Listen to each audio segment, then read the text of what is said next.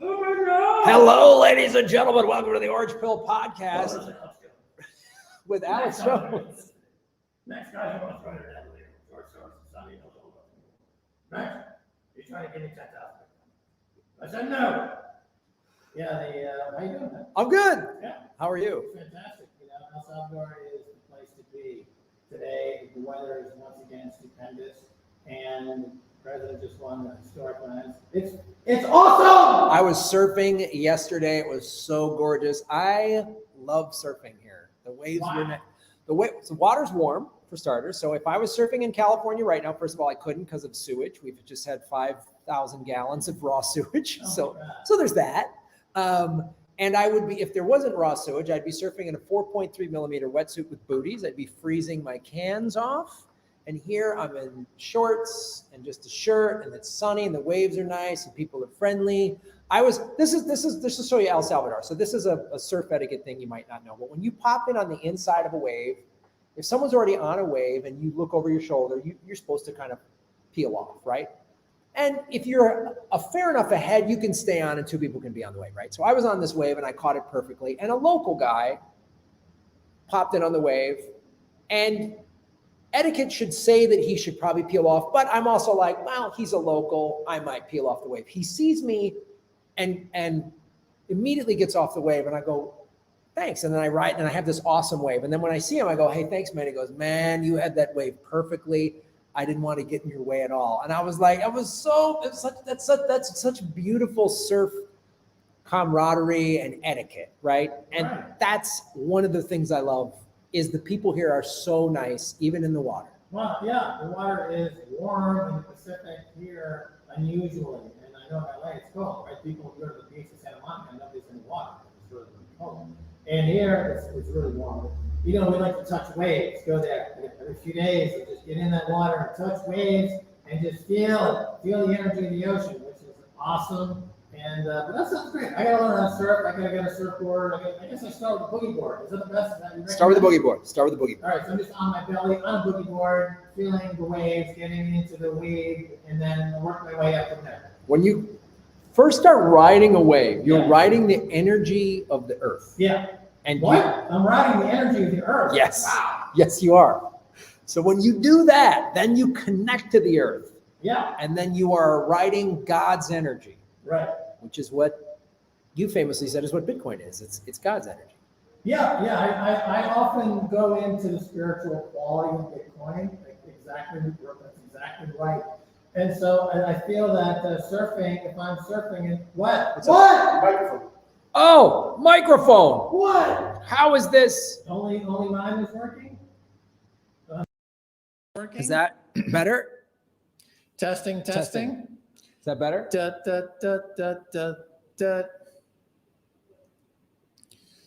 Boom, boom. Can they hear me better in the back? Is that better? Yes. That's better. Okay. Thank you. Well, Sorry. Yeah. It's usually my microphone's not working. I mean, but I'm sure people in the comments are saying, what's wrong with Max's microphone? What's wrong with Max's microphone? Even though it's your microphone. They'll still say, oh, what's wrong with Max's microphone? Yeah, everyone said, that's better. That's better. There we go. You know, Everything's my good. mic's never always messed up for some reason. If it's working and working well, I'll be shocked. And so getting back to God and Bitcoin and surfing here in El Salvador, this is the holy convergence. At this vortex of Bitcoin, Bukeleism, surfing, the earth, Mother Earth, the volcanoes, in a pinnacle of a moment of the Bitcoin singularity. You know what the Bitcoin singularity is? When we all kind of merge with Satoshi. And it's coming after this halving, which is just 3 months away. There's a halving party right here in El Salvador. Our friend Sean Harris is hosting the halving party up the coast from El Zonte. They've got 100, 200 people coming for this. Sweet. And we're going to basically lift the hotel right off the beach with our energy. It's going to be floating. We're going to go across the singularity into the black hole of the next hash, where we become part of the chain. We merge with the chain. That's the goal. Doesn't matter. Oh, sure, billion, 2 billion, 10 billion, $20 billion worth of Bitcoin. But doesn't matter once you merge with the chain. And here's something about Bitcoin not a lot of people understand, Graham, is that you can take it with you. Mm-hmm. Bitcoin is good in the afterlife. Really? Yeah. That's what's great about it, because it's in your mind. And you just remember it when you wake up from your postnatal existence in the afterlife. You can still use your Bitcoin. And let's say St. Peter's at St. Peter's Gate. He's like, 2 Bitcoin to get in, pal. You're like, I got it. I got you covered. What's your wallet, St. Pete? Hey, let me zap that over the Lightning Network. Let me in those pearly gates. I'm in heaven now. There's Satoshi waiting for me in heaven now. You see, that's what you need. That's what you get. I feel a little bit of a loss here because I don't think I've done as many psychedelic drugs as you have, Max. Really? I've done none. You're a comedian. You've been to Vegas. I thought everyone who's been a comedian in Vegas basically wall-to-wall psychedelic drugs. All I did in Vegas is I got drunk and married a stripper. I just did the standard sort of. I love that story. It's so Vegas. It is the most Vegas thing you could ever do. Viva! There's Graham marrying a stripper. I was hosting a TV show at the time called Strip Poker. And so I went to a strip club and married a stripper. It was beautiful. It's a beautiful moment. Great. Great Americana story. Right? It's like, they don't do that in freaking Moscow. Tucker Carlson. Yeah.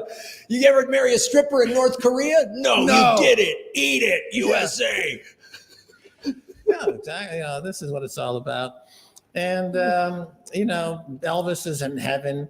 And you can meet Elvis, the real Elvis in heaven, once you pay your 2 Bitcoin to the pearly gates. And that's what's beautiful about Bitcoin, is that it's the consciousness expanding properties of Bitcoin are beyond even what Alan Watts would think of on his most expansive day. It's beyond what even Confucius might have Confucianized when he was Confuciating by the river, thinking big thoughts. Or maybe even Buddha or Jesus Christ himself, when he's meditating in his deepest moments of meditation, would think in an oblique way, why would somebody working in the studio decide to start sweeping up and banging their broom against the wall while we're trying to frickin' work in here? Do you guys maybe do the sweeping after or before? You're making a racket. What the hell is going on back there? Anyway. Let's move on. I just want the studio clean 24/7. We want it always cleaned, always clean. Bang, bang, bang. Oh, what are you guys up to? Well, we're doing, around here. We're just coming with a dustbuster right now. Right. It's like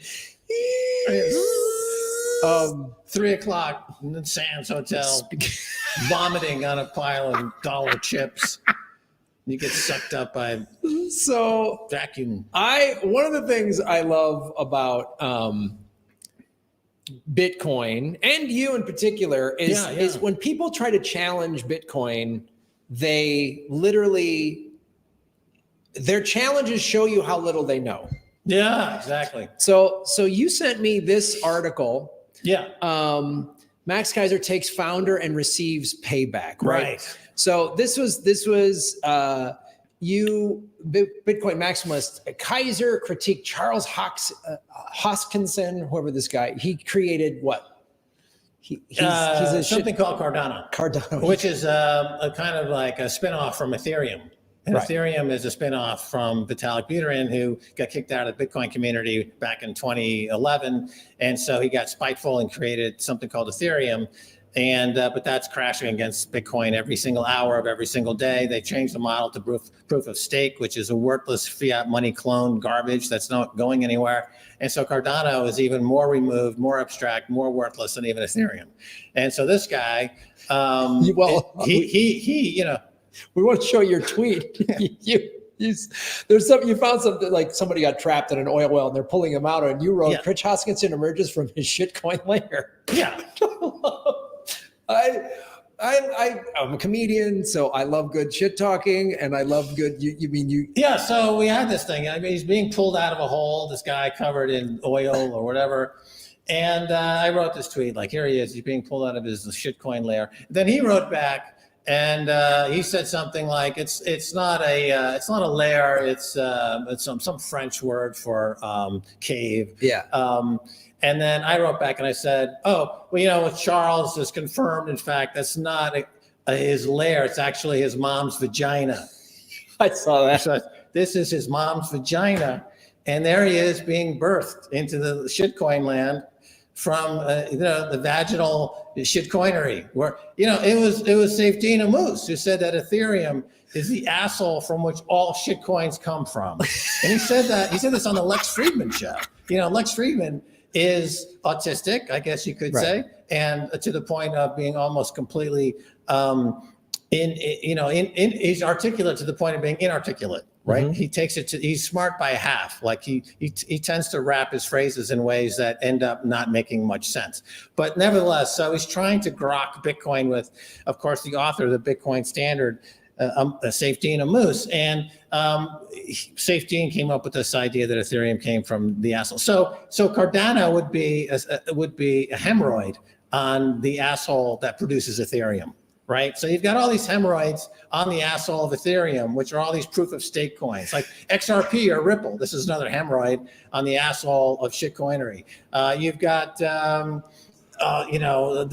standard list of these ridiculous coins that all have an initial pop, and then they all trade to zero against Bitcoin. They're all going to zero against Bitcoin. That's something a Bitcoin maxi told me to look for. He goes, here's how you can tell how most of these coins are scam. They had one pump. Right.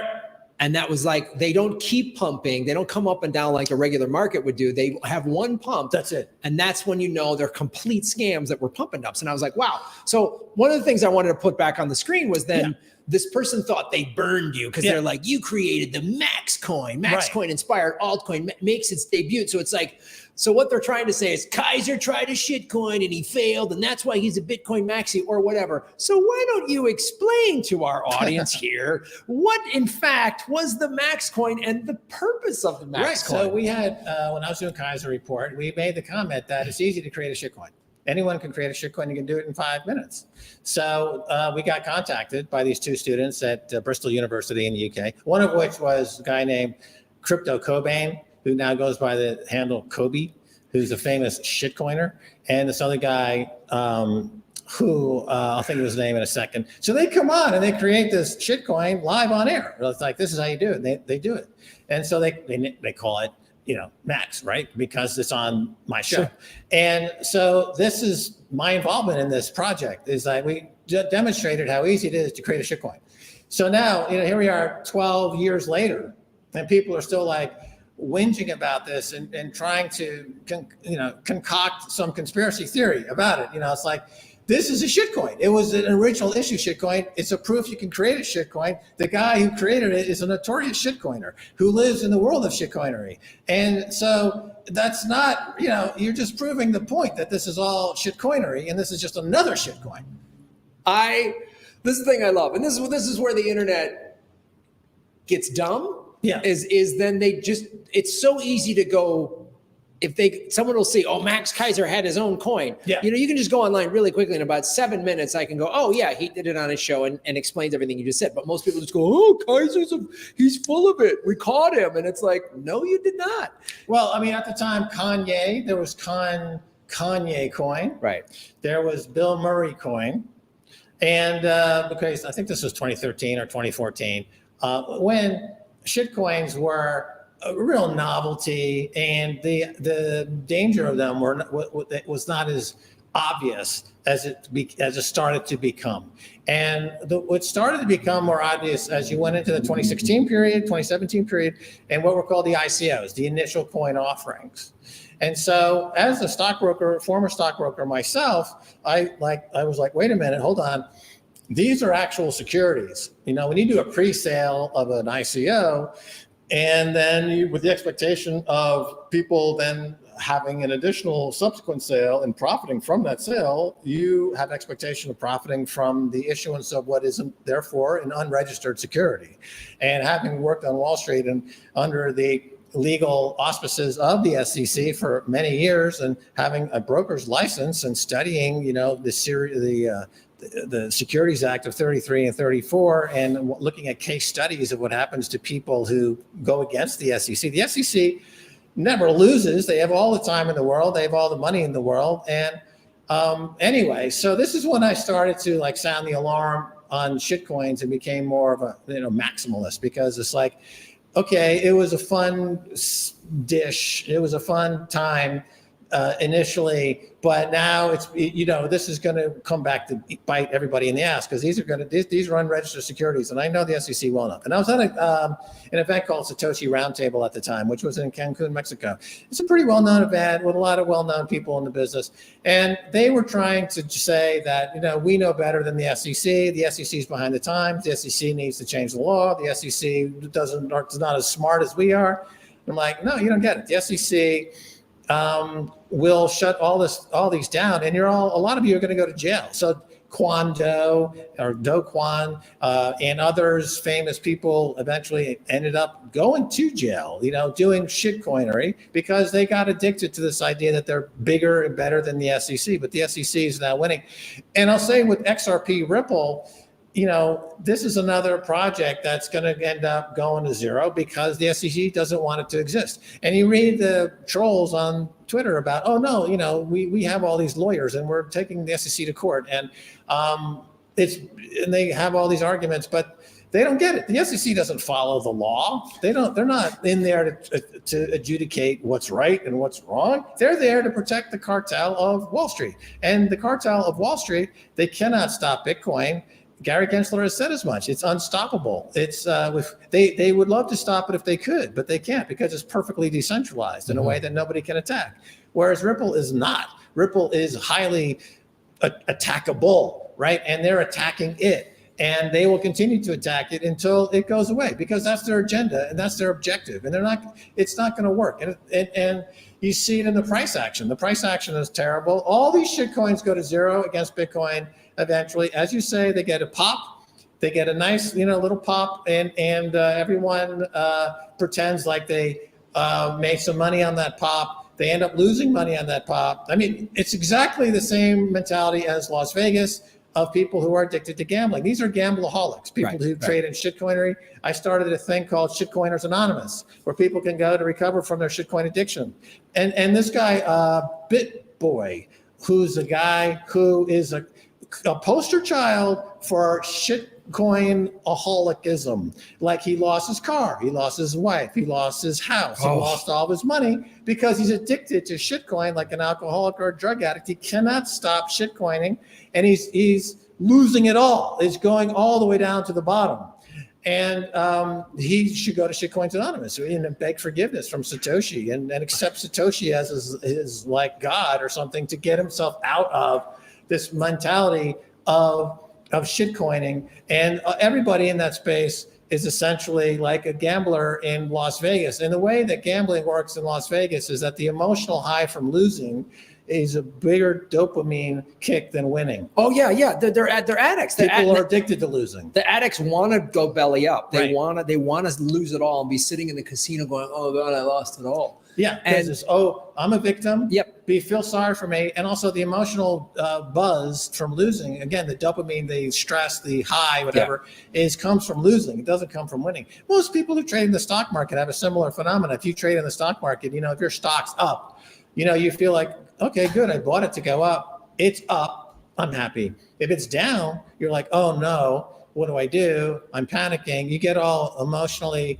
fritzed out, and you end up selling. It's your emotions are what kill you in all of these situations that involve risk taking, like in the stock market. It's a chaos addiction. And the other thing too, I found this out. This is why I love Bitcoin Maxis. There's a Bitcoin meetup I started going to in Los Angeles, and I was talking to this woman there who helped organize it, and she was like, Graham, I worked for a company that she goes, I knew all these like BitBoy crypto were scam artists because I saw their rate card. She worked for some influencer social media marketing company or something like that. What their rates were. These guys were getting paid, some cases 30, 40, 50, $100,000 to do an ad read for these shitcoins. Mm-hmm.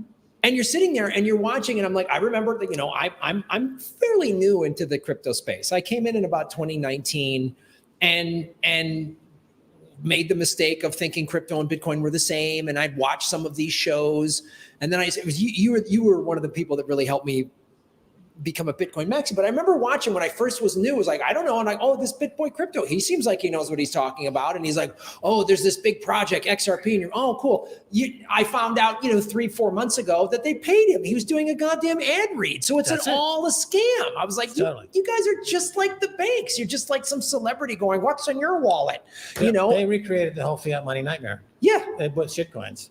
And also the thing about it is that they refuse to believe that these are unregistered securities, and it's illegal to promote unregistered securities. It's illegal to sell unregistered securities, but it's equally illegal to promote unregistered securities. So what the BitBoy is doing is illegal under the SEC. That's why I believe he's got a lawsuit hanging over his head from some regulator, because he's engaging in illegal activities. And he has something, he says, an astronomical monthly legal bill, which isn't going to get any better. And this is really the lesson that people learn over and over and over again. There's no the wisdom is never passed on from one group to the next. Every single new group that comes along has to learn the exact same lessons all over again. All the way going back to Charles Ponzi to the present day, every 5 or 6 years, there's a new group of suckers that get mowed down by the pros in some speculative market. And you see it in the stock market, of course, over and over again. You see the penny stock market. You see in the Canadian mining, Canadian miners, gold and silver miners are notorious for starting companies based on two guys standing around a hole in the ground saying they just discovered 1 million ounces of silver. And then they go public and they cash out and then they're gone and you never hear from them again. That goes on over and over and over again. So it's exactly the same thing with shitcoins. It's just like this is what we do at the Bitcoin office, is to stop big shitcoiners from coming into El Salvador, because what they do is they end up taking a photo with somebody in the government. It could be like a guy whose job it is to wash the mining equipment or something for the government, anybody, but they have like a government seal on their uniform. They could be like a trash collector in San Benito, but they're government employees maybe, and they have like a seal of the government. So some shitcoiner stands with them and says, the government loves this shitcoin. And there's a guy smiling with a broom, that guy who's making all the noise. You could be just smiling and just like, ha, ha, ha, ha. And so they put that on the internet, and then suddenly something that's worth nothing, it's worth 0.00000001, it's now worth 0.0001. The people dump it, cash out, and then they just go to the next ridiculous shit. You really see the scam of it. You really see the if I just mine my own coin or whatever, and I've got 10 million of these things, and I just do what you do. I take a picture with somebody or whatever, or like, hey, I got married a stripper in Vegas. I made the Graham Elwood strip poker coin, and it just goes up 0.1% or whatever. Now, or it goes to a penny or whatever. Right. Now I have millions of dollars. Right. I cash out. So I move on. Same thing with ICOs. ICOs sold to in the pre-market of their ICOs for millions, $500 million, or like EOS. EOS was one that's pre-sold, excuse me, in the billions, and then they skipped town, and it was just a total fraud. And but there's a guy named Dan Larimer. So, give you a little history of the shitcoin business. He's launched, I think, no less than 3. He's like the master of the shitcoinery, going back really 10, 11 years. Mm-hmm. He's one of the kings of shitcoinery. He's played it smart though, because no one really knows his name that much, but he's done several big time pump and dumps shitcoin. But anyway, so with El Salvador, because it's so famous now as Bitcoin country, people also engage in what's called orange washing. So you go to a site that'll say, we love Bitcoin, we're Bitcoiners. And then you go to their site, you start following them, and then it turns out it's an ad for a shitcoin. So it's just like ExxonMobil. They like to have an ad showing how lush and green the forest is and how green they are. They take everything from Greenpeace and they cut and paste it against their advertisement, and you're just like, we love birds, we love animals, and they're like making out with a hamster or something. They're making out with a hamster. And then at the end it's like ExxonMobil. It's like, oh, I didn't know ExxonMobil. And it's that same shot of the windmill, the wind turbines, and then some solar farm. Yeah. And they go, we're spending, and sometimes they'll even say the dollar amount out loud, which is always funny. Like, we're spending over 10 million a year. I'm like, this is a $200 billion company. Yeah. That's like saying we're spending 53 cents a year on green Yeah. energy. It's like you look in a vending machine and somebody left a quarter. That's And you're how like, much. wow. That bag of chips that's I'm a winner. the big winner. Yeah. So to people watching the show, and if you're new, well, if you're an experienced Bitcoiner, make sure you have your friends come watch shows like this. We want to get you out of the shitcoin nightmare. We want to get you out of the. I've fallen for it, and a lot of new people fell for There's it. Shitcoiners Anonymous meeting. I went to a Shitcoiners Anonymous meeting. I made my step 9 Yeah, well, to Litecoin. So that's called greenwashing, Right. right? And then you have blue washing, which is the United Nations. So the United Nations will show up, and they'll be peacekeepers, but they have a lot of weapons and they shoot people. Yeah. But that's blue washing. So then there's orange washing, Right. which, by the way, the guy who told me about orange washing is Corey Clipston from Swan. And Swan is a sponsor of this show. If you go to swan.com/orange pill, you get $10 free Bitcoin immediately. If you register with Swan. And why not register with Swan? They're the greatest Bitcoin company, only company in the world is Swan Bitcoin. You know what I'm saying? Orange pill is the promo code. You get $10 free Bitcoin. What could be better than that? I'm gonna see if we can bring that up. Yeah, and Corey's awesome. I've met Corey. I've interviewed him actually on the show. And let me just bring up the web. There it is, right there. Yeah. Take the orange pill. So if you just go to swan.com/orange pill, you get this is they're a Bitcoin only exchange. It's the thing about Swan, Bitcoin only. Yeah, so Bitcoin only company. You can buy Bitcoin there, and they promote you to take self custody. Yes. So you can exchange your dirty fiat money for Bitcoin at swan.com, and then you can take it off their site and put it into a wallet of your choosing, self custody. They even have a Swan IRA, so if you need that, which is a good feature, if your accountant is saying you need an IRA, which is individual retirement account, so you can get tax deferment on that. You can put it in Bitcoin, and let me tell you something. I just converted a regular IRA to a Bitcoin IRA, and it already went up in value. So right. I'd rather have Bitcoin in my retirement than fiat that's going to be worth nothing. Right. Exactly. It's great for retirement accounts. So they do have a Bitcoin IRA over there as well. They also have a great education there. Great resources for education. They do a podcast. They do a whole outreach program. Go to their YouTube channel. The Swan YouTube channel has great. Again, especially if you're new to this or you have friends that are new to this, tell them come to this podcast and also go to the Swan YouTube channel. They have great, very simple stuff. They have more long form stuff, but just start with that easy, get into it. Because I remember, and I think most of us need to remember how clueless we were when we first came into this, right? And be gentle with the newbie, right? Who's like, huh, what is this? And then start explaining it. Well, I want my money back in something. And then you start saying stuff like, well, if you had $100,000 in the bank right now and you tried to go pull it out in cash, the bank wouldn't have it. Right. And they'll go, huh? And they'll go, yeah, because it's mostly digital. Yeah. Also, they do monthly events for their VIP clients.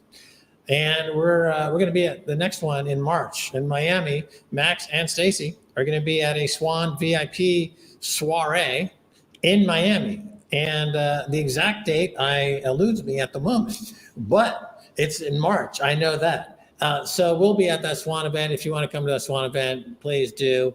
And it's Max and Stacy kind of talking about Bitcoin Country and what we do here at Bitcoin Country, and to build it up. And as we were saying and have been saying, there's a lot to it. And it's not just about promoting Bitcoin, but it's also about keeping out the scams, which is it's kind of a full-time job as well, because there's just always an assault of scammers every day. Well, I brought up here your tweet. Yeah.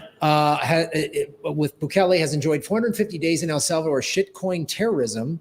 The Bitcoin office has prevented more than 150 scams.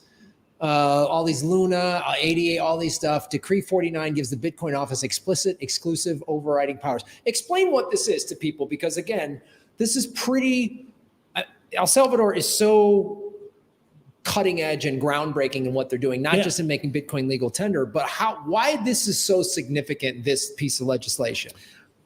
Right. Well, because we treat it like the president does when he goes after the gangbangers and the terrorists. Right. He frequently will post like we've gone 300 days or 400 days without a homicide, and the murder rate in El Salvador went from the highest in the world down to now it's right around where Luxembourg is, which is like lower than the U.S. Correct? Yeah, yep. Lower than the U.S. is 1.6 per 100,000, and it's heading lower. So I mean, this is a point that is part of his mission to make El Salvador safe, to bring human rights to El Salvador. Salvadorans are enjoying their country for the first time ever in 200 years. So this is analogous to that. So we literally count the days that we are keeping El Salvador shitcoin free. And so since the decree 49, which was the decree that was published that created the Bitcoin office, we've gone now 400 and whatever days without any shitcoins terrorizing the local Salvadorans and exposing them to all the problems and scams of shitcoin. And I mentioned some of them, that we've been repelled. One of the ADA is Cardano. Okay, so Cardano was, unceremoniously tossed out of the country at one point because the shitcoining is effectively illegal. The way it works is that Bitcoin is money and everything else is an unregistered security. So if you're not willing to register with the commission to register whatever it is you're doing as a security, then you can't trade it, right? It can't be traded on any exchange because then it's an unregistered security. And even though even that process needs scrutiny, so the Bitcoin office is also, as it says, it's overlording or overseeing. I forget how I phrase it. Really, the decree 49 is essentially you're enforcing it. Well, we have autonomy. We're the Bitcoin office, which Stacy runs. Okay, runs the Bitcoin office. The Bitcoin office reports directly to the president, so it goes to the president. The president gets briefed on the shitcoining and what's going on in the country on a regular basis, and so as I point out, there's a few different layers of activity and administration that are looked at. So as I was just getting into there, even the official commission that reviews projects in terms of their viability to be perhaps considered for registration as a security, there's a lot of minutia that needs to be examined in that process to make sure nobody's kind of slipping through. So we have oversight effectively over that body as well. We have oversight over the body that's looking after the country's actual Bitcoin holdings, because the country is buying Bitcoin and owns Bitcoin and has Bitcoin in their reserve. So there's a department that handles that, but we effectively are overseeing that as well. And on behalf of the president, because the president's vision for economic freedom is one of Bitcoin maximalism here in Bitcoin country. And if anything gets through, as I was alluding to during the last show, during my outburst, it's no joke. I mean, I consider it would be similar to an act of terrorism, right? Or if somebody got murdered in El Salvador and somebody selling a shitcoin in El Salvador, to me, these two things are exactly pari passu. They are of equal danger, and obviously in the case of somebody losing their life instantaneously, but in the other example of somebody who's exposed to shitcoinery, they are losing their livelihood and their soul over, let's say, 5 to 10 years. But at the end of that period, you're still with a shell of a person, a dead person. So they are equal in my view. And I don't see how anybody can argue that point, really, considering the sense of bringing in this methodology. Every economic metric across the board in El Salvador has done nothing but skyrocket and go straight the fuck up. So if you're arguing with this point, I mean, you're arguing for terrorism and for economic stagnation. So I would posit that you're a fucking moron if anybody makes that argument. Or you're defending America is basically what it is. Yeah, because, go to America. Yeah, because this is one of the reasons I just left America is because the dollar isn't worth anything. Everything is more expensive. Everything, you name it, everything's more expensive. And then the media flat out lies to me and says, the economy's doing great. I go, have you gone to the grocery store? Has anyone at CNN or MSNBC or Fox or anybody in Biden's cabinet gone to the grocery store? Are any of them paying rent? So I agree that your vigilance with protecting against shitcoins is as important as making sure the gangs don't get set free again or come back. If a bunch of gangs were trying to come into this country, you would have to treat it in the exact same way because, as you've pointed out, and it is evident, it's not even your opinion. It's the evidence is speaking for itself. The data shows that Bukele making Bitcoin legal tender and locking up the criminals, those two things had to occur simultaneously. Because if you just did one without the other, you wouldn't have the miracle of what is happening here. I agree. And it's a force multiplier. Yes. So you take 2-3 very constructive, positive actions. When you put them together and they work in concert, the result is spectacular. The result is 86%, 90% of votes in the biggest landslide in history. Okay, look at that number. Where did that number come from? Where is this growth coming from? Where is all the good vibes coming from? Why are all these people moving here? Why is the tourism up 100 whatever percent and growing like a weed? Why are we building all these hotels? So the proof is in the numbers. So now that the numbers are out and the numbers are published, and it's clear that, during that year of the bear market, when they had scams like Cell or Luna or any of these other scams, none of them touched El Salvador. El Salvador remained completely outside of all of these scams because they actively pursued an agenda to keep them out. We have a lot of high-level famous people who wanted to come here, but they were associated with scam coins, so we said, no, stay away, fuck you. Someone in the chat brought up Tether, and they're like, isn't Tether an altcoin, or isn't Tether a shitcoin, and why is Max pushing Tether or whatever? So explain that. Right, Tether is a virtual dollar, right? It doesn't compete with Bitcoin. It's not a Bitcoin competitor to Bitcoin. It's essentially a competitor to the dollar, the US dollar. It's a digital version of the US dollar. It's a stable coin. Yeah, it's a stable coin. Right. And it's a virtual dollar that people use when they're in the digital space and trading in and out of digital securities. They can trade in and out of a Tether dollar as a surrogate, that because things tend to be priced in dollars around the world, so you're familiar with that pricing, things tend to be priced in dollars. So if you want to trade in and around the digital universe and you want to be in quote unquote dollars for accounting purposes, but you don't want to own actual US dollars, you want to surrogate a virtual US dollar, there's Tether. So Tether is, it's like a money market, right? If you go to Merrill Lynch and you trade your IBM stock and the money is swept out of the stock and into the money market. Okay, the money market is a surrogate. It's a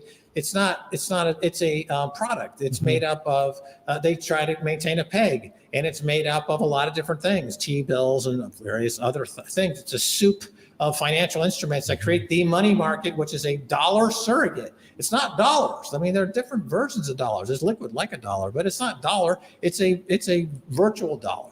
The virtual specialist patent 5950176, which was filed in 1996, is the Keiser patent on virtual currencies, virtual market making, and virtual securities. I invented virtual currencies. I have the patent on virtual currencies. That was in turn sold to Cantor Fitzgerald in 2001. They used it to trade virtual securities at Cantor Fitzgerald, which ironically, guess who the biggest buyer or of seller of treasury bills to Tether to back their virtual dollar is Cantor Fitzgerald. So they're using my technology, the virtual specialist, Howard Lutnick, who runs Cantor Fitzgerald, bought my technology. Flash forward 13 years, he's using it to maintain his portfolio of digital assets, virtual dollars, to that Tether invests in with the proceeds from those who are participating in Tether. Because Tether, when you are dealing with Tether, they don't pay any interest on your Tether,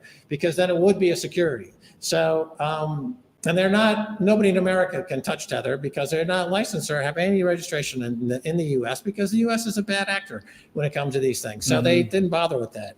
So now they're worth like $96 billion. It's an incredibly large asset, Tether dollars.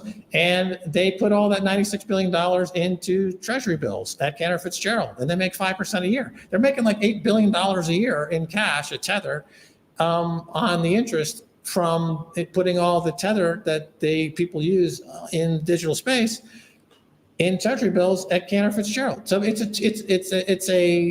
a digital virtual dollar, and it doesn't pretend to be like one of these other shitcoins that are promising returns or a pop or a gain or better than Bitcoin, right? It's not saying that. It's at $1 today. It'll be at $1 tomorrow. It's a stable coin. It's pegged to the dollar. You don't speculate with Tether. It's not going up or down. It's $1 today.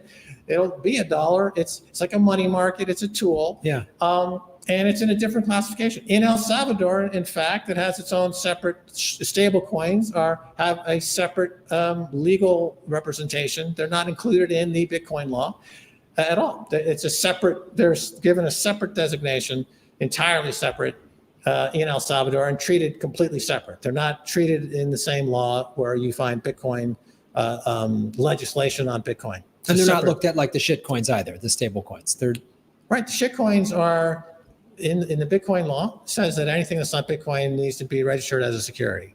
Now, okay, so that's the law. And so that takes care of Bitcoin and shit coins. If you're a shitcoiner, you have to register as a security, and if to trade it. I mean, people can show up with a hard, with some like Binance coin on a drive or whatever. We're not going to get arrested for that. We can't trade it anywhere. You can't trade it on an exchange because this would be an unregistered security.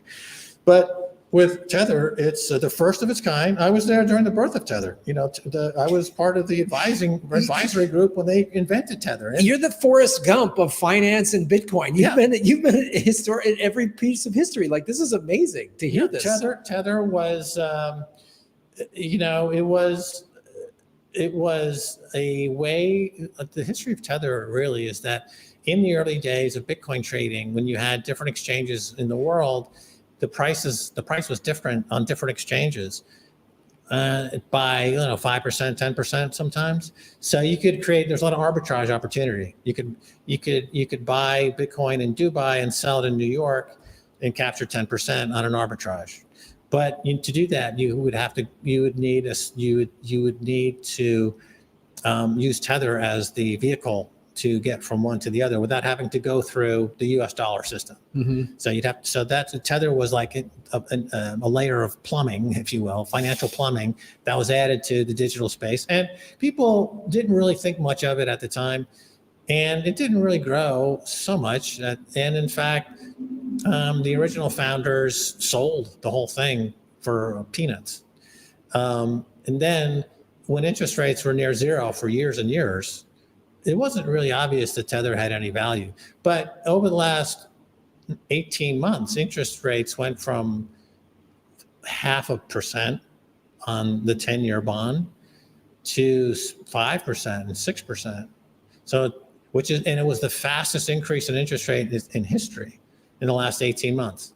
So suddenly, Tether's had a remarkable business that they can simply just put this instrument they could use to buy treasury bills.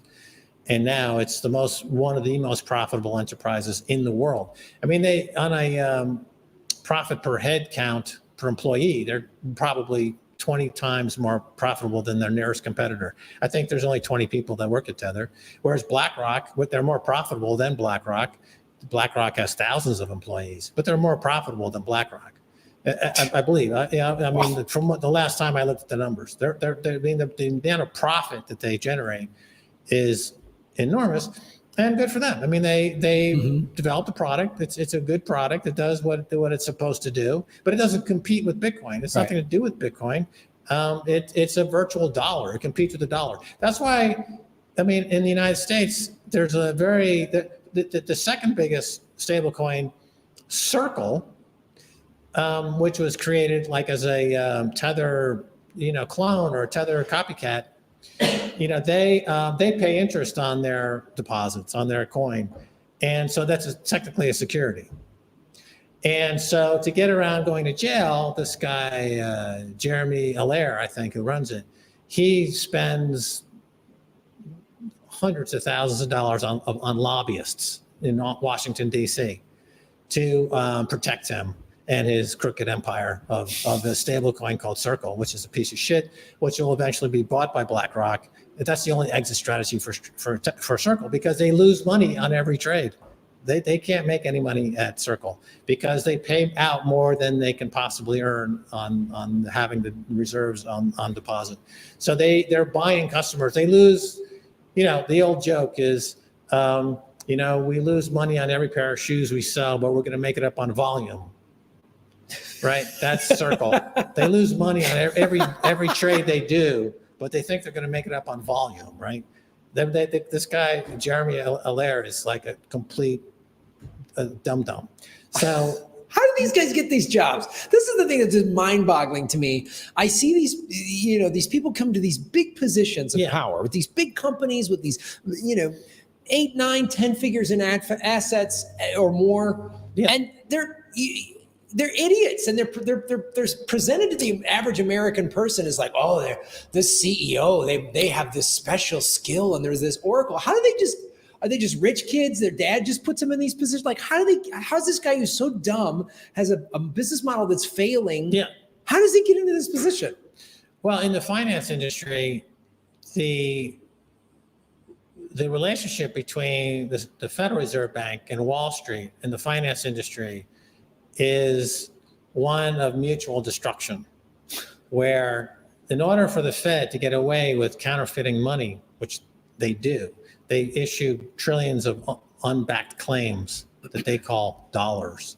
But there's nothing backing any of the multi-trillion dollars that they claim are in existence, the US dollars. There's literally nothing backing which is a joke, because people say, well, there's nothing backing Bitcoin. But that's false. But then they'll say, what about the government backs the dollar? But that's also false. There's nothing backing the dollar. But so they have all these trillions of, so to get the distribution of those worthless paper claims called US dollars requires an infrastructure of crooks. And so on Wall Street, you have like the primary dealers. There's 18, I believe, primary dealers. There might be more now. They are in charge of doing distribution with the Federal Reserve Bank into the Wall Street system, into the financial system. And that goes to places like JP Morgan and Goldman Sachs and the big bulge bracket firms, who then take in all this money, and then they are distributing it down to their broker dealer network, who's then creating products like financial products that they manufacture like sausage, right? Financial products are manufactured like any manufactured product. And some of them suck. Some of them are lemons. Some of them don't work. Like one of the first ETFs that came out was a Bitcoin futures ETF. It wasn't a spot ETF. And a Bitcoin futures ETF, by definition, is a horrible product. It can never, ever work, because the carry on a futures contract rolling it forward is always going to be greater than any potential profit you're going to make in a basket of futures contracts. And that's a known fact. And that's, but nevertheless, it got approved because it's used as a slush fund. So a lot of these products are used to dump bad trades, to dump losing trades, to dump risk. Risk is packaged and it's dumped into products, and those products are then dumped into pension funds. That's like how a lot of this, that's why pension funds are always underperforming. They, like the firemen and teachers, are like, it's underperforming, it's underfunded, because Wall Street uses it as a toxic waste dump. They take the risk that they separate from a product that they sold to their friends in the Hamptons, and they repackage it as a derivative, and then they dump that derivative in a pension fund, and then it goes down in value. And then they're like, we don't know, how would we know that it was going to go down in value? Well, you just put rat poison into their stew, and they're dying. So I think it was a good guess that it was a bad guess. So when you have like people get the jobs at some of these financial firms because they're crooked or they're stupid. And so certainly the pension fund manager industry is rife with stupid people. That's how they get the job. There was a great, in Orange County, California, this goes back more than 20 years now, a guy named Robert Citron was caught. He was caught being a stooge for Wall Street and just taking obvious garbage into the fund and losing it all. And so that became a bit of a scandal for a short period of time. But that's really not the exception to the rule. That's the rule. Everybody does the exact same thing. And pension fund managers, particularly for the public pension funds, are put in those places because they're corrupt, they're venal, they're morons. That's their job, is to just take whatever Wall Street sells them and don't ask any questions. And then that's what they do. And that's why a lot of people have horrible performance in these pension funds. And it's another way to attack the working class. The teachers and the firemen and the policemen, the public sector who have these large public pension funds, they're constantly being attacked. This is another way to attack them, is to bankrupt them in their pension account by letting Wall Street use it as a dump for risk, a risk dump. Why? Let me give you a little bit more of historical context here. Back in the 70s and the early 80s, you had the creation of what was called the option pricing volatility formula. So the option pricing volatility formula was the beginning of listed options in Chicago. And this is the beginning of the derivatives industry. And what the derivatives industry does is it separates reward from risk the same way that atomic physicists separate matter from energy, right? If you separate matter from energy, you get an atomic bomb. With the options volatility options formula, you separate risk from reward, and the two can be traded separately. You can separate the risk from an asset. This is like a credit default swap, which is essentially the way a corporation can bundle the risk of their bonds and sell it separately on to someone willing to take on that risk from them, and they're left with just the bond.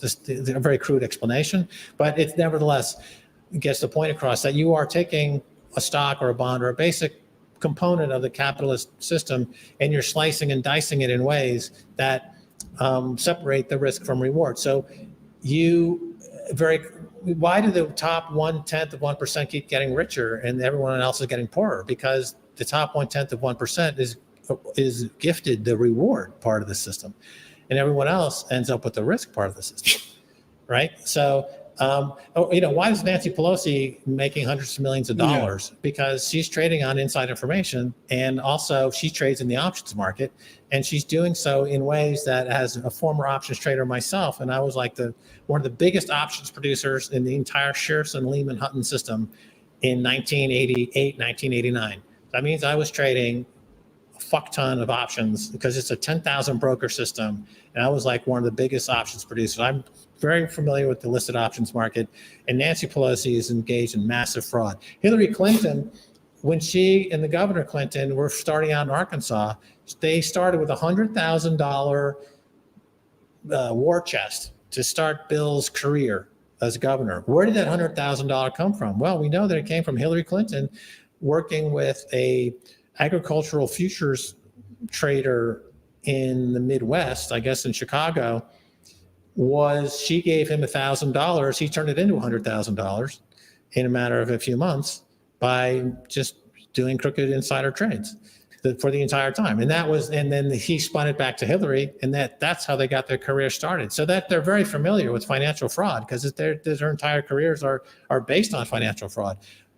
Committing financial fraud is incredibly easy. The shitcoin market, people say, the shitcoin market is incredibly fraudulent, and there's like 20,000 of them, and everyone involved is crooked, and it's obvious, but it mimics the financial system at large, is exactly the same, except it's just done more discreetly. It's done with nicer suits, right? And it's done in a way that CNBC and Jim Cramer talk about it with legitimacy, as if there's legitimacy to this stuff, but they're engaged in essentially the same kind of crooked financial manipulation, which as you get into an economy that's more and more based on fiat money, it gets easier and easier and easier to commit fraud. Now, what's happened in the last couple of years is that the cost of committing financial fraud was always getting cheaper because interest rates are always going down for 40 years. But in February of 2022, when Russia invades Ukraine, Russia, why did they do that? Well, one of the reasons they did that is that they felt comfortable that they could essentially put the knife into the dollar for good, and that they're the biggest commodity producer in the world. And all commodities are priced in dollars as a result of the World War II, post-World War II, financial arrangement that was made, Bretton Woods agreement. And so they were not getting the most that they could for their commodities. So one of the calculated risks that was taken by Russia when they cross over into Ukraine is that the backlash would be that they would face a lot of sanctions. But they did the calculation and figured that, well, okay, we can take the hit on sanctions because we know, as Putin said to Tucker Carlson, before, just a few years ago, more than 80% of all Russian trade was in US dollars. Now it's 13%. It's all with the BRICS. It's with the Chinese yuan and other BRIC nations. So they're getting more for their commodities on a net basis than they were now that they're outside of the dollar. So it's all very calculated. And Putin said this in the Tucker Carlson interview. If you listen to what he says, it's all very pragmatic. Like they're not driven by emotion. They just went through the spreadsheet and they're like, well, we've been told for 20 years from NATO that they wouldn't push east. They keep pushing east. And then they did a coup in 2014 in Ukraine. And now, that doesn't seem to be enough. They keep harassing us. They keep building these military bases surrounding us. So, okay, let's figure this out. If I can move into Ukraine and they put the sanctions on and then they move to the dollar and click, tick, tick, tick, tick. Oh, we actually make money. It's accretive. Their economy is growing. It's the biggest economy in Europe. And it's not going, they're growing. Russia, this was a power play by Russia to grow their economy, and it is growing. And it's all very calculated. If you want to know why, just listen to what Putin says to Tucker Carlson. He just lays it out in a very no-nonsense, bullet point pitch deck, right? If he was a venture capitalist, you would give him $20 trillion to do what he did because it makes perfect economic sense, right? And there's no end game for Ukraine or NATO. There's no end game. They have they're like BitBoy. They're losing money, or Jeremy Allaire. They're losing money on every trade. Every single weapon they sell, they lose money in aggregate dollar purchasing power because Russia's now running the show on the producer prices. So your dollar is losing purchasing power. Yeah. Your dollar and inflation is real. McDonald's Happy Meal is like $20. Cocoa prices are at 50-year highs. The whole goal of America and the war machine is to just more war. It's not about winning wars or stopping some sort of injustice. It's just keep spending endless money on war. And again, it sounds like just as corrupt as the financial system with no real end game in sight. There's no. Look at Afghanistan. We spent $3.5 trillion over 20 years, 4 presidents from both political parties. And what did we accomplish? We replaced the Taliban with the Taliban. Okay, so in Hollywood, you make a movie that cost $50 million, $100 million, $200 million.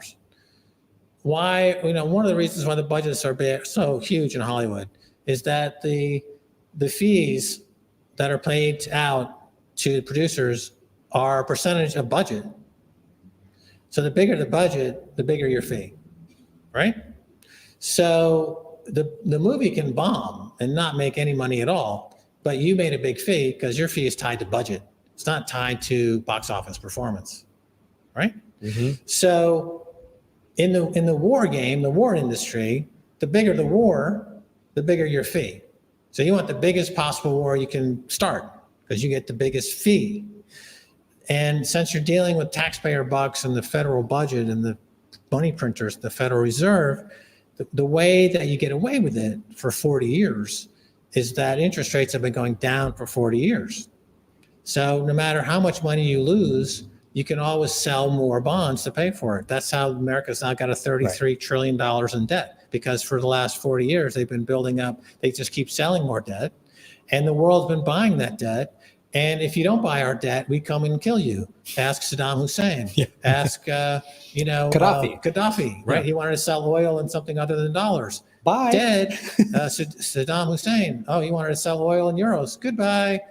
Right? So that was our foreign policy. That's what backs the dollar. As Paul Krugman has said, he said, when asked, what backs the US dollar? He said, men with guns. Yeah. Okay. So now, so for 40 years, you had this ability to have no accountability whatsoever and just start the biggest war you possibly could and get the fees. But starting in 2022, in February of 2022, that bull market in bonds ended, and now the chickens are coming home to roost. Now, purchasing power for the dollar is going to continue to go down on a multi-year basis on a secular bear market for bonds. And enter Bitcoin. So if you are looking to protect yourself against this inflation problem that's only going to get worse, you would buy Bitcoin. If you want to protect yourself against a growing mood in Washington to confiscate your shit, Bitcoin is unconfiscatable, right? It has if your bond products are not being bought, your bond ETFs are not attractive. Well, launch some Bitcoin ETFs. Well, so BlackRock, the biggest ETF producer in the world, they look at their bond ETFs and they're like, they had the worst year in 20 years, and everyone's puking out their bond ETFs. And aside from 7 stocks that are making new highs, the internal dynamics of the stock market are quite weak.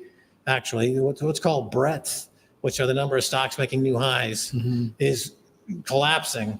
But the price of those 7 wonder stocks like Apple and Amazon and Google, right? And NVIDIA, right? That's like on parabolic, right? If you strip out those 7 stocks, the market's actually doesn't look very good at all. So, so Wall Street, is going to survive, and they're doing Bitcoin ETFs because they see that this is going to have to take the place of definitely the bond ETF market. It looks like junk, and so they're moving into that area. So to wrap it all up, the shitcoiners are on one hand deplorables, but on the other hand they're just mimicking the system that they grew up in. Right? BitBoy is Jim Cramer. Essentially, there's no difference between Bitcoin and Jim Cramer. Well, I mean, Jim Cramer doesn't have a hip sack, a fanny pack, and a stripper in his car. But yeah, I see your point. Sure. I see your point. He's the Jim Cramer of shitcoins, BitBoy. Right. And but they do the same thing. Jim Cramer, if you were to buy and sell everything he's told you for the last 10 years, you would be absolutely nowhere. You would be at zero. He doesn't make his performances. You would net out at zero. They doesn't in the aggregate. He doesn't really give you anything to bank on. He's just a clown, essentially, like BitBoy. BitBoy and Jim Cramer are cut from the same cloth. They're just different generations. Jim Cramer is part of the old school legacy stock market shitcoinery, and BitBoy is the new crypto shitcoinery. But they do the exact same thing, and they're no different in that sense. So we're going to be selling some BitBoy hip fanny packs coming up here using the Swan Bitcoin. Yeah. We should sell fanny packs that say Orange Pill Podcast and say no shitcoin on them. We should sell. Well, last year at the Bitcoin Miami conference, when we walked in, BitBoy came up to us and just started yelling at us and attacking us. So we had him essentially, his bracelet was clipped, and he was tossed out the door. He got thrown out on his ass. Because he's a belligerent shitcoinaholic. He needs to be in therapy. He's all hopped up on XRP. He's hopped up on these shitcoins. XRP, just like on a 3-day XRP bender, flipping out. Right. Starting fights at a Miami Bitcoin conference. I mean, Betty Ford created, made rehabs, acceptable to middle America. I mean, BitBoy, at this point, he can make shitcoin anonymous rehab centers accessible for the average shitcoiner and have something, a memorable legacy, and not just be a downright gutter shitcoiner. Who had his Lamborghini repossessed. Right. Well, this is awesome, man. I learned so much on this, and the more I learn about the financial system, the more infuriating it is. These guys are such criminals. Yeah. The way you break down, I mean, I knew it was corrupt. And the more I investigate, I'm like, wow, this is so corrupt. And it's just another thing, like we're all lied to in America. Like, I feel like America is a cult and we've all been fed this cult stuff. And there's little different subcults within America. But man, the Wall Street they're the cornerstone of integrity. It's just like, I grew up with mob guys. Like, I knew mob guys in Chicago. Like, they're more honorable. I'd rather do business with them than these Wall Street guys that you're explaining. Yeah, but definitely. I mean, like Warren Buffett is one of the most successful stock investors of all time. And he just buys consumer stocks, essentially old school consumer stocks like Coca-Cola, and sits on them forever. And that's it. That's all you really need to know about the stock market. When I started, Berkshire Hathaway stock was $1,800 a share. And of course, I was like, oh, that's too expensive. And now it's $400 and something thousand a share, right? And it's been compounding at like 22% a year for 40 years. But his basic methodology is stocks companies that are able to raise prices, like Coca-Cola, can raise prices in almost any environment, and just sit on them. That's it. And that's effectively all you need to know to make money in the stock market. Is like, if you need a 7 to 10 year time horizon minimum, and you just sit on these old school companies. That's it. That's really all you need to do with Bitcoin, really, is just buy it and sit on it. That's it. You don't need to day trade and this and that. Like, I had an eye-opening thing. Michael Saylor said recently, he goes, look, I've written all these books, and he goes, and I still get it wrong. He goes, just buy it and hold it. Timing the market, just forget it. Yeah. Buy it and hold it. And I was like, okay. That's when I converted my IRA last year. Yeah.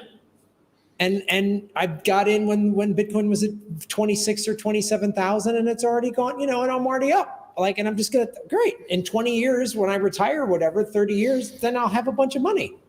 Like, yeah, it's been compounding, I guess now at like 70% a year, right? Which is a lot. You know the rule of 72? So if you want to figure out how long it takes to double your money, you take the rate that you're making money and that's growing and divide it into 72.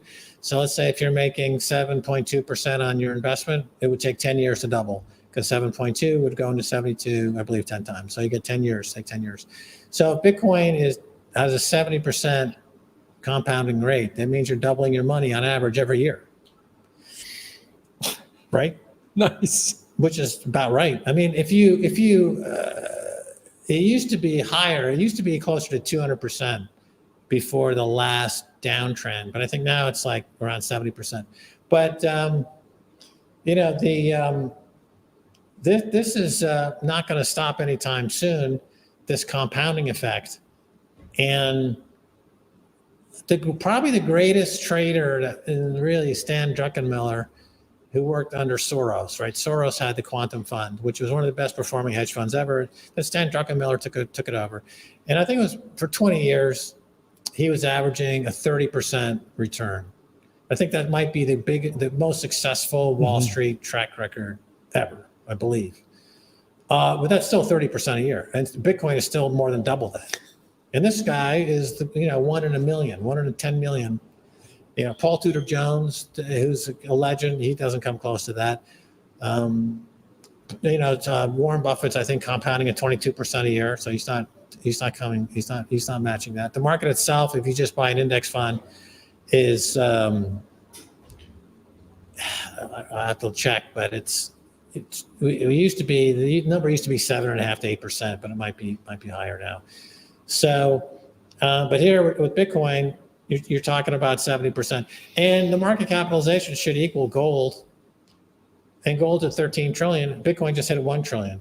So to get to gold, it's going to be 13x just to match gold.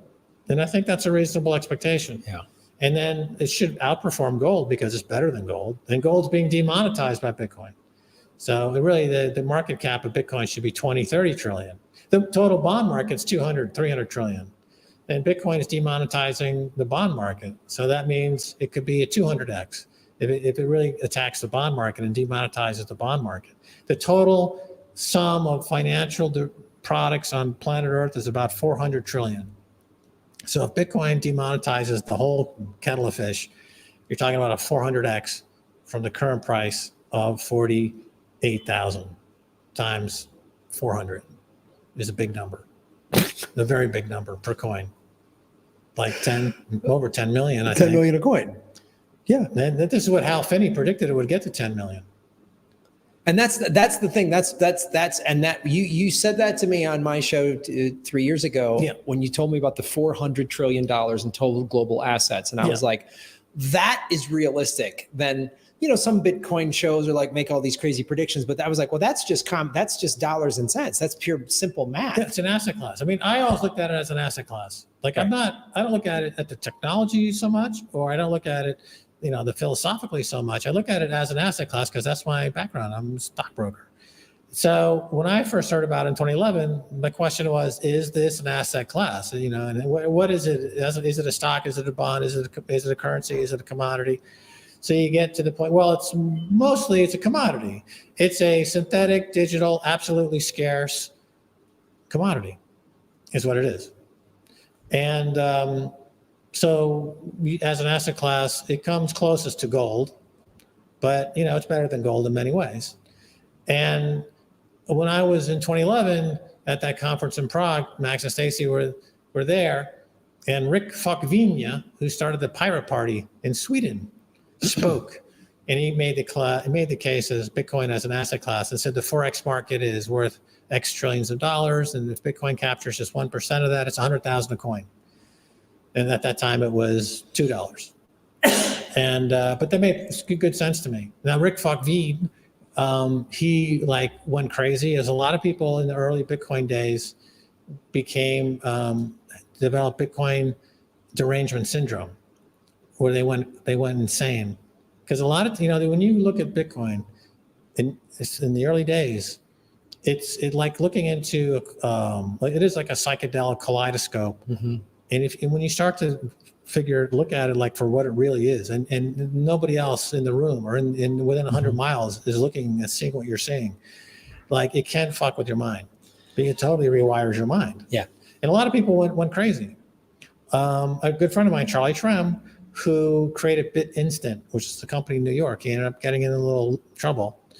But when you talk to Charlie Shrem back in those days, he was in it in 2010 and very early. Like his eyes were like pinwheels when he spoke about Bitcoin because he was seeing the future. Right. But it was also driving him insane. Wow. Like characters like Dennis Hopper in Apocalypse Now. When he dies, it dies. When he dies, it dies. Right. You can't land on a fraction, man. And it's just like, this is what the early Bitcoiners were like. They're just like going partially insane. So I'm looking at it and I'm like, I got 1 foot in and I'm like, oh, man, should I take another foot in here? Because these guys are going up down the river with Colonel Kurtz. Are we going to Colonel Kurtz with this or what? Guys are going to jail. The Silk Road is getting busted. It's like, oh, are we going to get busted? Max and Stacy, we're very early and we're talking about it on RT and we're like, people are getting arrested. Silk Road went down. Charlie Shrem went down. We're like, can we even get on a plane? Are we going to get stopped? And we didn't leave France for a few years because we were afraid that we would get in trouble just crossing a border, being, identified as really the only global people talking about Bitcoin for those years were Max and Stacy. Right. We were the only, if they wanted to arrest somebody and go after Bitcoin, we would be the most likely people to arrest. And our friends were all getting in some trouble in some way. And so it was, it was, I credit Michael Saylor for taking Bitcoin out of the dark ages, really out of those period. And he really legitimized it in a big way. And the way he speaks about it is from somebody who did the homework. I mean, Michael Saylor is a guy who's an American success story, right? He comes from a middle class guy, and he worked his way up. Really, he goes to MIT. He starts a company. He's the longest serving CEO in technology in America, and he's dedicated to education, and he gives back a lot to the community. And he hit the ground when he talked about Bitcoin in the first few days, like better than anybody else.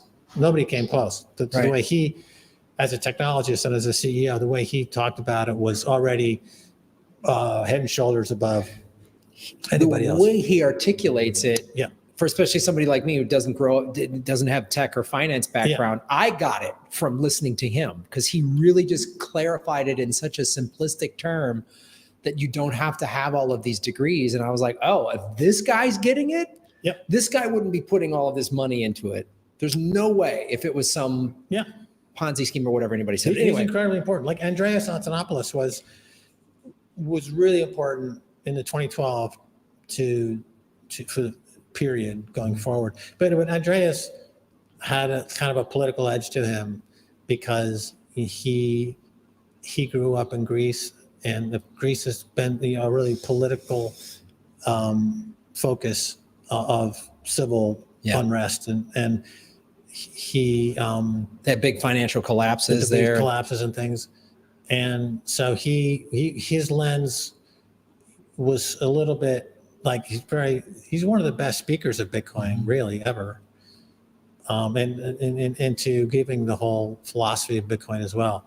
But he also has some politics that he brings to it, and so it's colored in that sense. Whereas Michael Saylor is like a pure mercenary, I guess. I don't want to make it sound in any way, in not in terms that are not, laudatory, but he just basically he deals in the world of board meetings and CEOs and regulators. That guy's been dealing with regulators his whole life, professional life. So his words are extremely parsed and chosen just to avoid regulatory issues. And that's the kind of thing I like to hear myself. It's like, I know that word would mean in a lawsuit what that word might mean that you might use in this case, then you're not using it. I know why, right? So, he's like, it's like, here's the prospectus of Bitcoin, here it is, and people reading it. It's amazing that more companies didn't follow him when it was at $10,000 to $12,000 a coin, because his pitch was fucking awesome. I mean, all these companies sitting on all this cash at the melting ice cube, as he calls it. I mean, every CFO of all those companies should be fired because they all heard it, and none of them acted on it, and they should all be fired because they're sitting on crappy fiat money that's going to the toilet, and they could all be like a MicroStrategy. I think they're up $6 billion in profit now. Forget the in profit, in the black. And he bought the dip when the FTX thing. I mean, he buys it. Dollar cost average. He just crushes everybody, man. Well, they could have like a machine. Think about it this way: he can be using the Bitcoin on his balance sheet as collateral to keep floating more stock and more debt, to buy more Bitcoin, and as it goes up, it gives collateral value to issue more stock and more bonds. So he can dilute his shareholders forever because the price will always go up because it's based on Bitcoin. You know what I'm saying? Like he can never dilute the shareholders enough. Like if you're the shareholder, he's going to say, I don't know how many shares they got outstanding. Let's say 500 million. And you say, I'm going to sell another 100 million shares. And usually people are like, oh, don't do that, you fuck. My stock's going to go down. But in this case, they're like, what are you waiting for? Yeah, dilute us some again and buy more Bitcoin. What are you waiting for? Yeah, load it up, do more debt. We don't care. buy more Bitcoin. So it's like, you're a CEO. That's the thing you never hear. You know, you go to a board meeting and they're like, how come you're not diluting us more?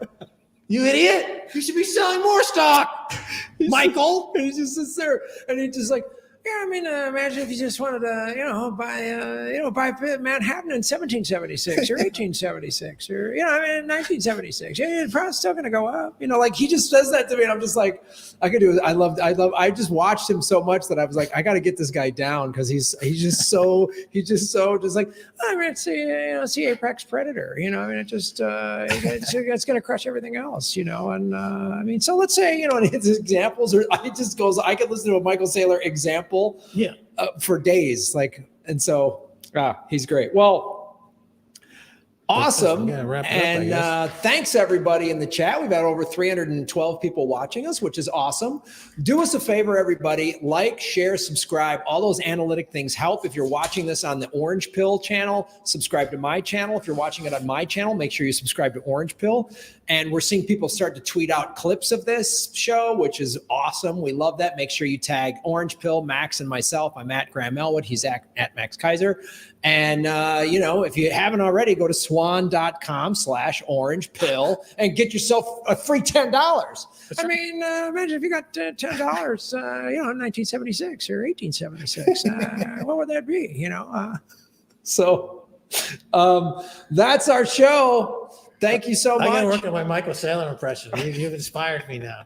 Well, we should just do a show where you do Alex Jones and I do Michael Saylor. That'd be good. Michael Saylor, CEO of MicroStrategy. Obviously, you're not part of the New World Order because the Bitcoin is challenging the New World Order. I wish I had bought the Bitcoin when Max Keiser told me back in 2011. I didn't, unfortunately. Now I've got a multi-gazillion-dollar lawsuit hanging over my head. I mean, imagine, Alex, if you would have, bought Bitcoin when the first lizard people came in and took over the planet and made it a flat Earth. I mean, imagine that, or what would the value of that be? Exactly. That's exactly what I'm saying. That's exactly right. Exactly. That's right. That's right. If when the lizard people came and I did buy Bitcoin at that time, we would be up several $100 trillion right now, and we would have these problems. But continue. I mean, imagine, Alex, if you would have taken Max Keiser's 10,000 Bitcoin and you could have stopped Epstein Island. You could have the value you could have had there. You could have crushed the New World Order and the ruling elite pedophiles. That's exactly right, Michael. We've got to take a break right now. A lot of people don't understand that iodine comes from the center of the earth, and iodine uniquely can solve all of your medical problems. And this iodine is from the stones dripping from mother's testicles in the center of planet Zolar. It was running out. Only 3 more bottles left to sell, and then it's all gone until next week.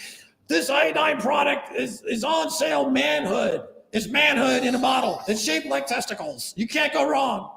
Imagine if you bought some testicles in, 1876 or 1976, and you soaked them in iodine. I mean, imagine the value of your testicles. Imagine you had Zeus's testicles, and you bought Bitcoin at that time, and it was in a bottle. And you had an InfoWars T-shirt on, and you're walking into CPAC. The New World Order would simply disappear. And then Jeffrey Epstein would be resurrected, and then he'd killed again. I think we found a new running bit, guys. It's going to be Alex Jones and Michael Saylor discussing New World Order and Bitcoin. I can't wait. We're going to make this into an animated show. Thank you, guys. Thank everybody in the chat. Thank everybody watching. Like, share, subscribe. And we will see you next week. We're going to have more guests on the show. It's going to be fantastic. Thank you for watching.